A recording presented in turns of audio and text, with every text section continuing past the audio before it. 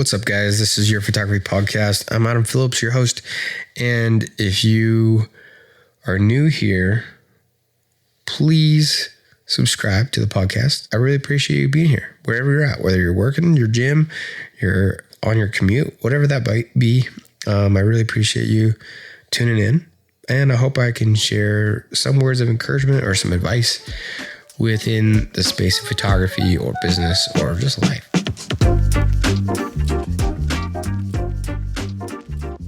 If you haven't really heard my podcast or seen me on for a while, it's because life happened. I had a daughter. She got a little older, started walking, started getting into stuff, and I'm a stay-at-home dad. Things just got crazy, and I took a pause, took a break, didn't really have this mapped out or planned out for the direction that the podcast was going to go when most of the episodes that were happening had guests on them. And with the way things just kind of evolved,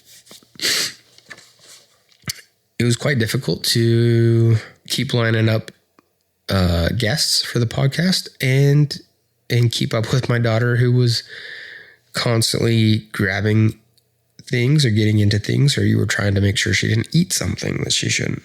So, but life has a rhythm now, I would say, or somewhat more of a rhythm. And I've learned to trust people within my circle to watch her, given that she's my first. And I know that there's plenty of parents out there that probably understand that feeling. Yeah.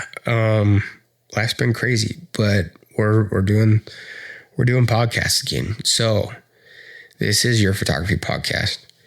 And without further ado, given that you probably, if anyone has listened to the last episode I recently published, this episode is going to be the one that I speak to as far as the questions that I usually ask,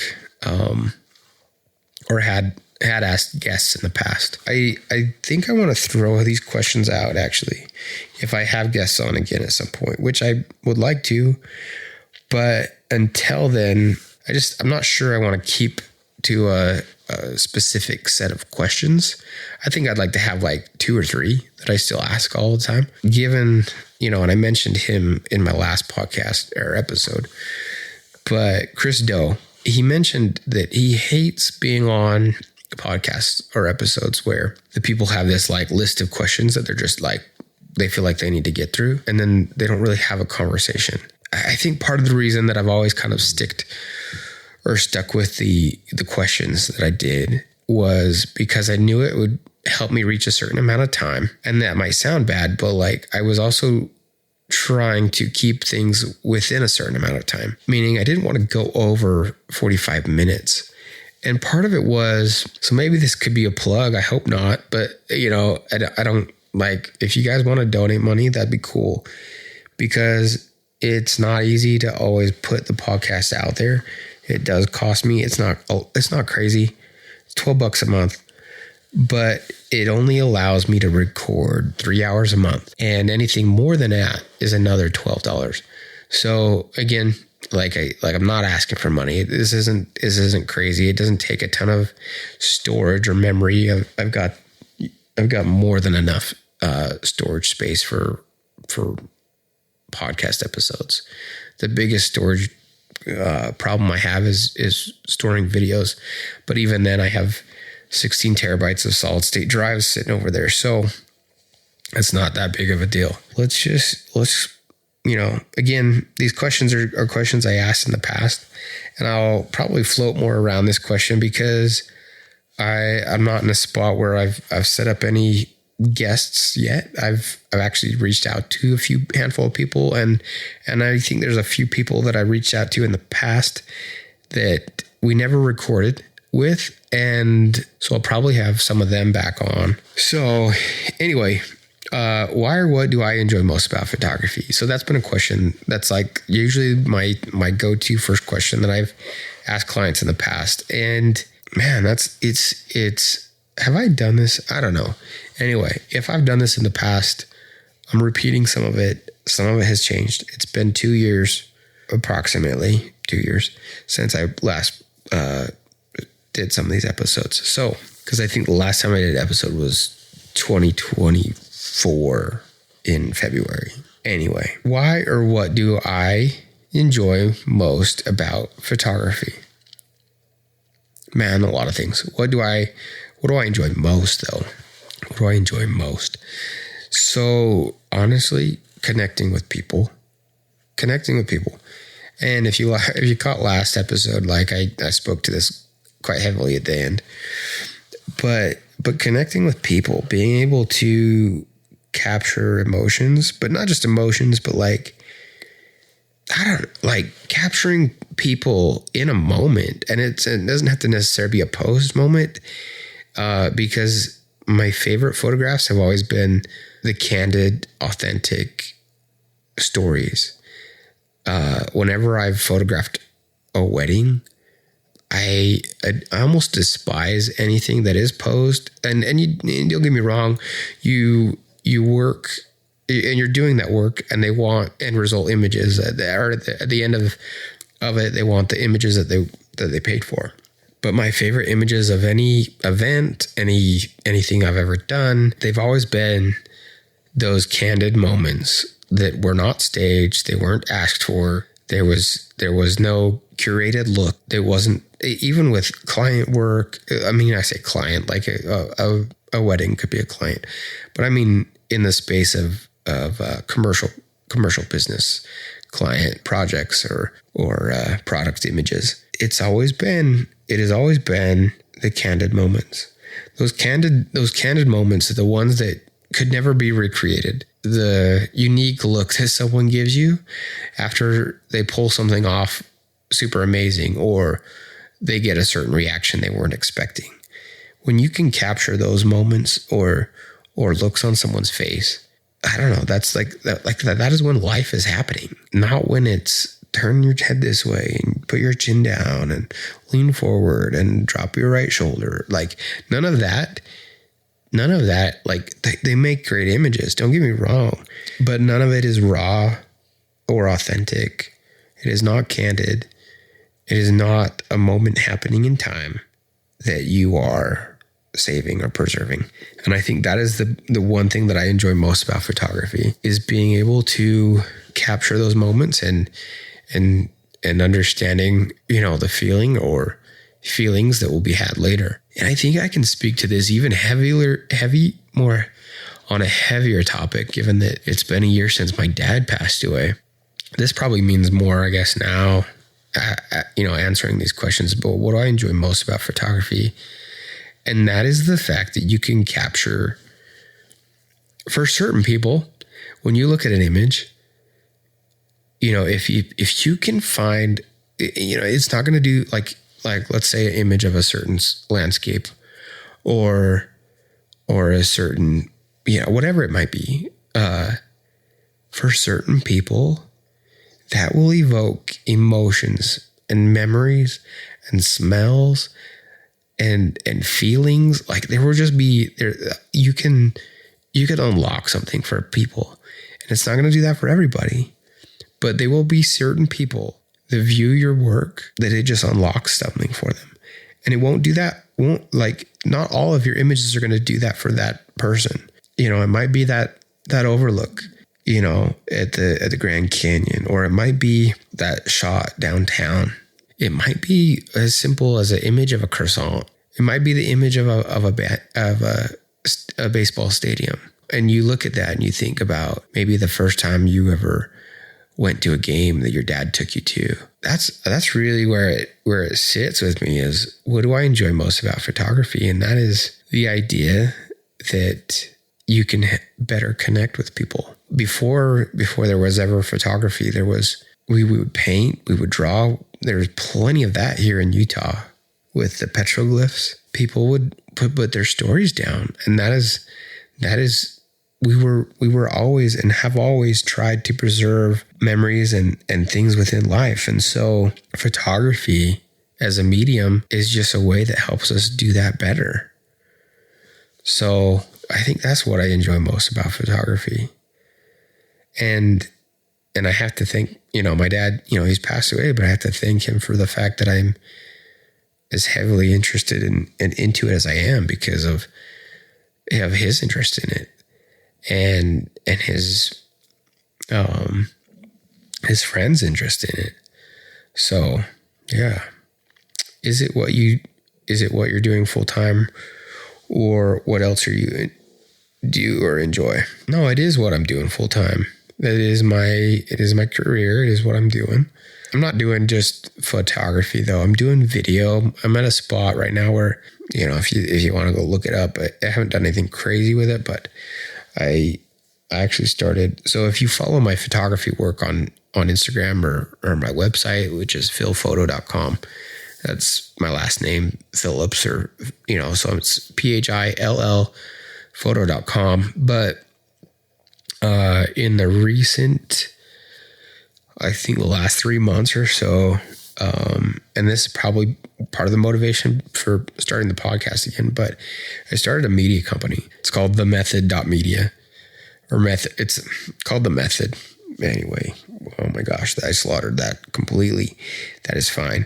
But it's called The Method. It's called The Method Media. Anyway, website's themethod.media. The point behind it is I've gotten to a point now where people aren't just asking me for photography or video. They're asking me for their content strategy, whether they need to start a podcast or do, where and what type of content they need to create. And so people aren't just hiring me to do photography. They're hiring me to know what kind of content to create. And I think that needed to live outside of Phil Photo, because people know Phil Photo as a photographer and a videographer, and that is fine. There's nothing wrong with that, other than the fact that it kind of felt a little misplaced when people were like, so tell me how this, or what should I do for this or that? And it was just like, okay. So, that's kind of where I'm at. That's what I'm doing as far as the full time, but what else do I enjoy? I enjoy skiing. I enjoy rock climbing. These are all things that have kind of taken a bit of a backseat as with my daughter, but I think things will change, or, going back to the last episode, I talked about this a little bit, but we either make time for the things that we want to do or we don't. And if we don't make the time, they just kind of be a thing that, oh yeah, maybe one day I'll go do this. But if you don't make and slot out that time to go do the things, whether it be a hobby or spend time with your family, they don't happen. But that being said, I enjoy doing a lot of the active lifestyle type things, whether it be skiing, mountain biking, hiking, climbing, like running. Recently did a lot more, I think since August, I put a lot more emphasis into scuba diving. That probably sounds wild to some people, but a little background is I also, my job in the military was a parachute rigger. So I packed parachutes and I jumped out of planes. So that's, I think for a lot of people it's like, are you crazy? Yeah, maybe a little bit, but I think that's part of who I am. And it has always been a part of me in some way, shape, or form. I was always drawn to the idea of going skydiving or doing those things. Getting under the water and breathing for 45 minutes off a tank is pretty exhilarating. Being able to see things under the water, like, I don't know, all the different kind of, it's so cool. It's so cool. So, and then, along with that, like the idea of being able to bring I guess here's the thing. I've always enjoyed doing all of these different things, but did I ever find myself in a spot where I felt like I could be the athlete? No way. I never felt like I had the skill set or the talent to be the athlete. There was no way I was going to pull off the stunt, whether it be on skis, biking or whatever. But I was good enough, and I've always been good enough to follow, around the mountain or whatever it is and capture the moments. And so because the interest was there, the ability to capture those sports, whatever it was, there was an alignment there as far as me being able to understand what looked right. So, I don't know. That's kind of a little bit deeper involved than maybe you were thinking, but yeah, I don't know. I think there's something in there for somebody. How long have I been doing photography? I've been at it I picked up a film camera in 2003. So I've always said 17 years, or I guess as of recently 17 years. But if we were to do the math, 2016 is, so I graduated high school. We could say 20 years. I think 17 years might be what I've stuck with for a while. But I think when I started telling people 17 years, that was 3 years ago. And was I good? Was I good 20 years ago? No, not at all. Did I think I was good? Yeah, I kind of did. But when I look back at 20 years of images and I see the first images, I was like, did I have some cool ones back then? I definitely had, and I still think I have some decent images from 20 years ago. What makes them great isn't the composition necessarily or the lighting. It's the fact that they hold a memory, going back to the first question, but they hold a memory and a story behind the image. Not to everybody, but they do to me and the person that is in that image. And they are surrounded by memories of good times with good friends. And so that's really why, again, going back to, what do I enjoy most about photography? So yeah, but that's about how long I've been doing this, 20 years. So, what's my favorite lens and why? I don't want to be boring, but probably a 50. I've had a 50. I've had 50s in the past. I've sold them because I think I'm overusing it, and then I buy another one. I currently upgraded, or recently upgraded in September to the Canon R5 Mark II. That's not sponsored by any means, but they're getting, I guess, some acknowledgement in this. But the lens that I went with is the RF50, the f1.4 L VCM, and I went with that one. I don't know if anyone knows this, but anyway, Canon came out with this line of lenses. I guess a little background. So this lineup of lenses, they've made different focal lengths. So they've got an 85, I believe, a 35, a 24, and a 50. I think. I don't know if there's any more than that, but the idea behind them is they are all the same weight and they are all the same size. And the reason that matters, and some people might not understand this, but if you're ever using a gimbal of any kind for your camera, it makes it so you do not have to rebalance or recalibrate the balancing of that. Anyway, that's probably my favorite lens right now, is that 50 millimeter f1.4L VCM.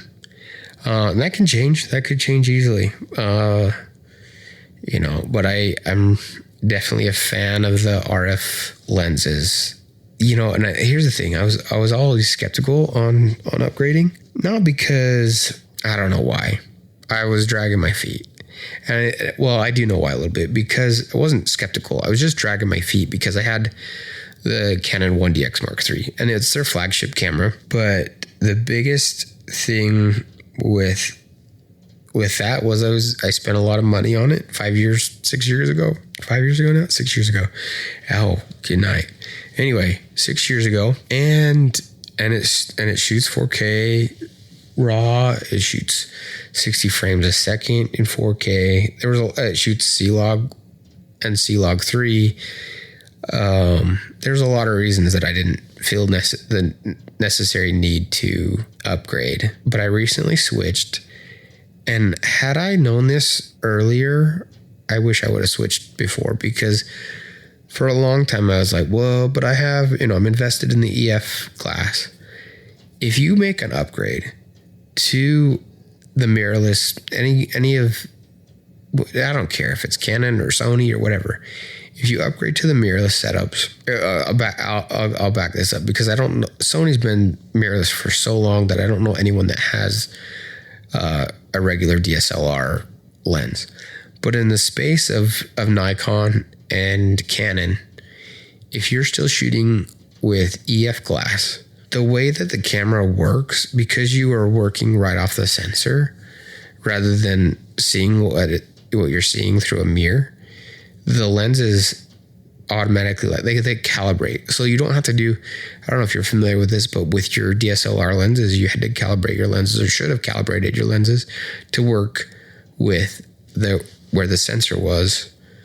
Anyway, a lot of times you'd have to send your lenses in. If it didn't, focus is completely off, it was just kind of a pain if you ended up with a lens that didn't work.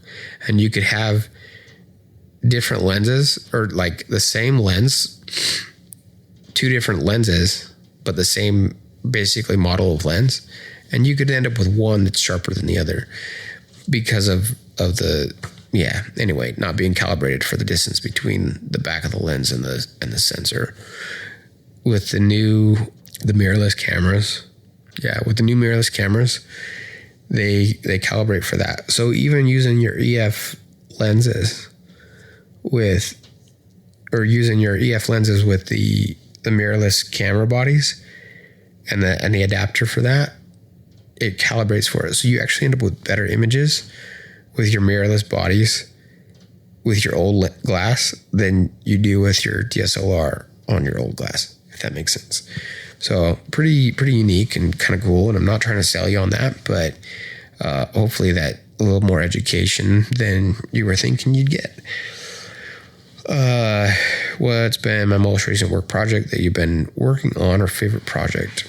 I don't know. I've been doing some stuff recently with a lot of high school sports and whatnot. I'm trying to find out the balance with that. So I guess we'll see how that goes. But that's been recent work. And I think my favorite project, or favorite work that I've ever done will probably, has meaning to it a little bit too now, because, well, it's the trip and the image that I took in Alaska at Denali Base Camp, because I had a friend that invited me out there.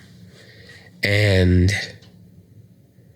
that friend had recently, or in the past, I think it's been over 2 years now, but passed away in a car accident. So that whole trip has more meaning to it now.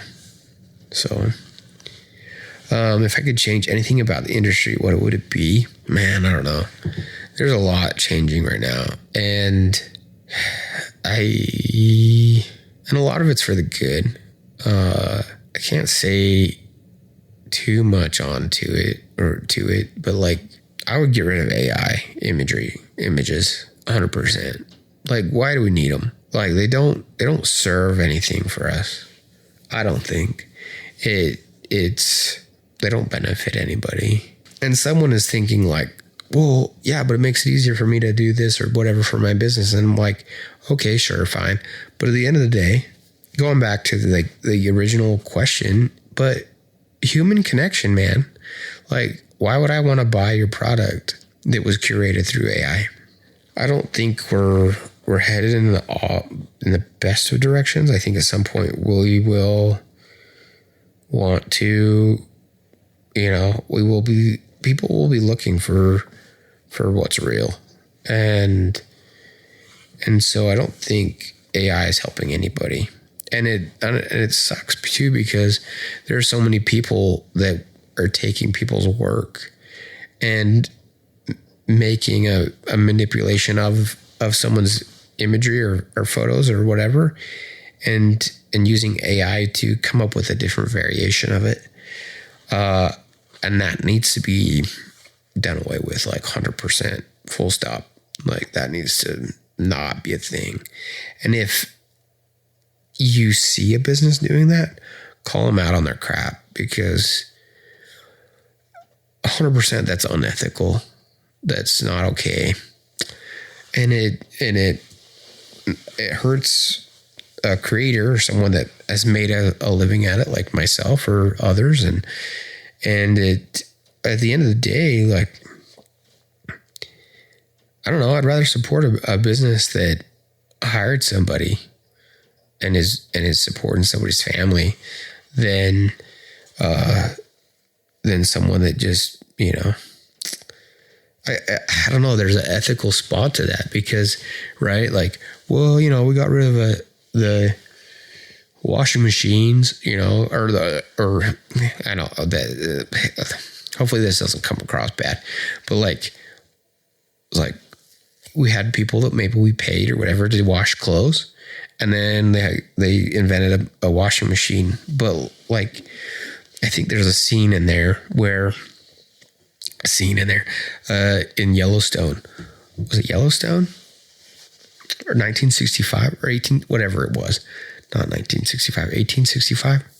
Anyway, doesn't quite matter. It's in that realm of videos or shows or whatever. And there's a scene where I think the men are like, well, what do we need that for? And then the wife or the mother, whatever, she's like, grandmother, she's like, I'd like one, actually. She's like, I don't want to wash clothes no more. And you know, I think everything has its purpose and stuff, and I think AI is great, but when it comes to reinventing photography or manipulating an image or creating something that like people think is real, and they're like, where's that? And then everyone's like, that's AI. That place doesn't exist. It's deceptive. It's deceptive, and it's unethical. So that's my opinion. So favorite thing to photograph: people in general, people doing their thing there. Whether it's, you know, people in the trades, people fly fishing, hunting, mountain biking, skiing, whatever it is, people. At the end of the day, it's people. You know, I like landscapes for sure, but just people in general. So goals for photography or life: just get better at it, be better at it, connect with people, build deeper connections in a world full of unauthentic crap. And then tips for people starting out or wanting to get into photography.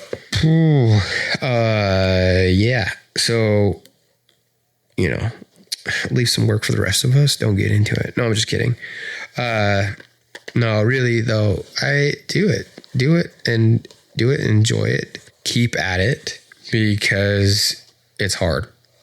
It's not easy making a career. And if you want, you don't have to make it a career, but if that's a goal, just know that you might work a side job for a long time, and then get good at it, get good at it. And any tip for starting out or wanting to get into photography, get in. Start with what you've got: your camera, your phone.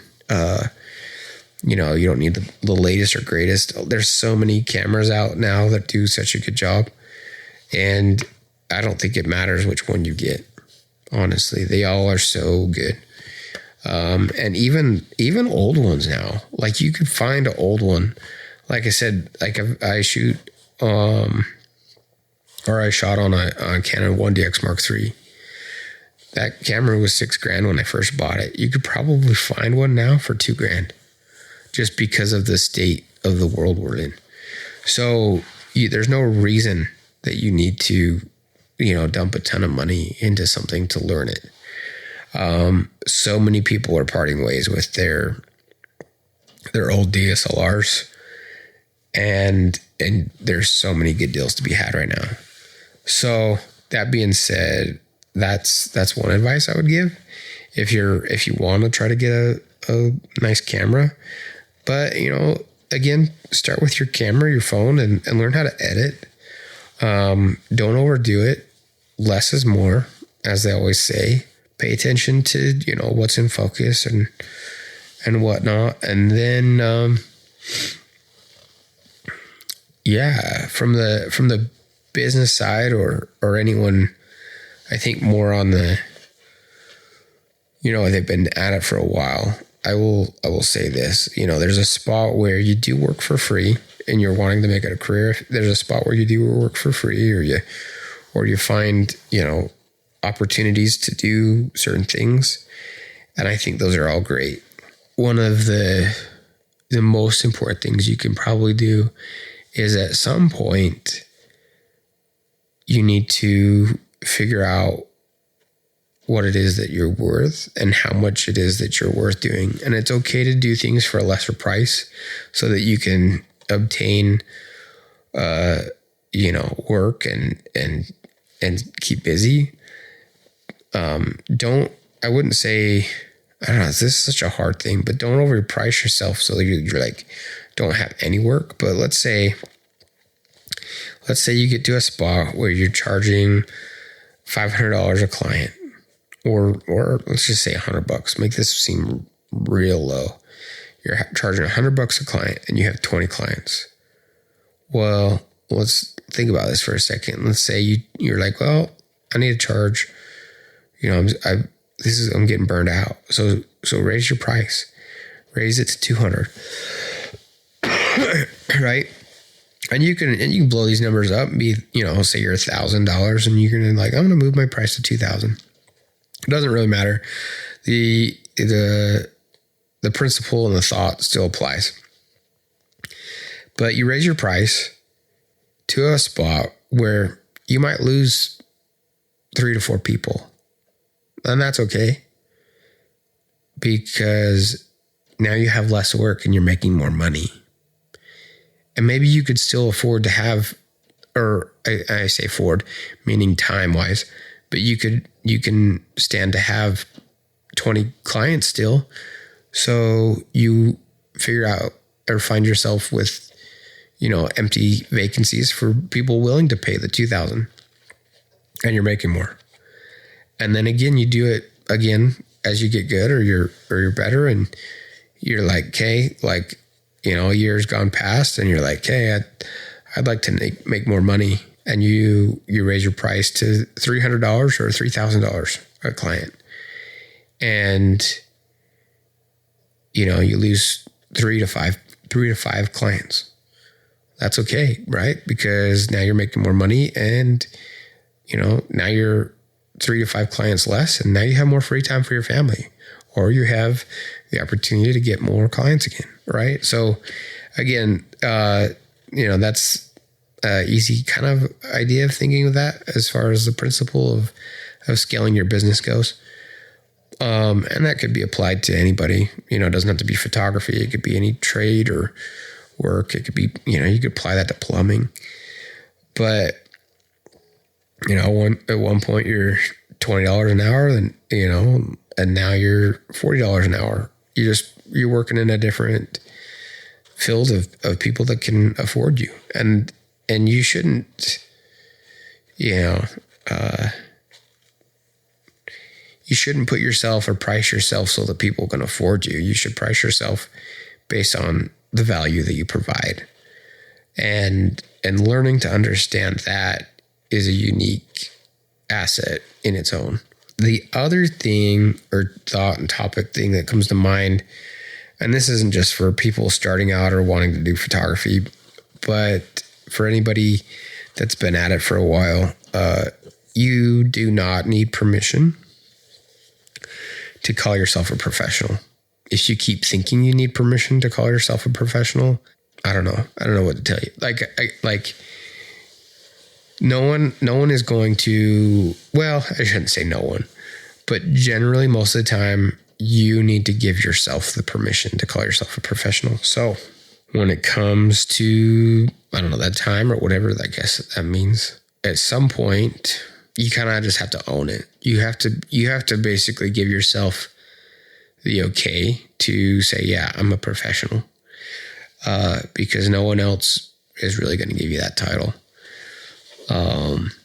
But yeah, those are my thoughts. Those are my opinions, whatever you want to call it, on the podcast, on this episode. I really appreciate you guys wherever you're at, whether you're at the gym, commute, whatever it be. I really appreciate you taking the time to listen, to tune in, and allow me to be part of your day. So, yeah, if you found some goodness in this, please like, subscribe, share, give us a rating on Apple iTunes. Share it, wherever you're at, whatever you're doing, whatever platform you're on, do the things that help support it and help it to grow. Okay. Anyway, thanks guys. Bye.